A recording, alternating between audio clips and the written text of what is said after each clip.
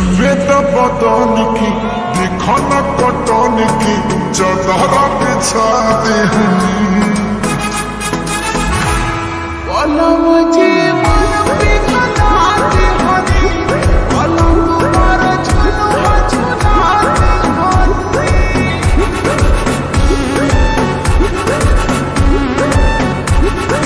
छुएता बदन की देखो न कटन की चदर बिछा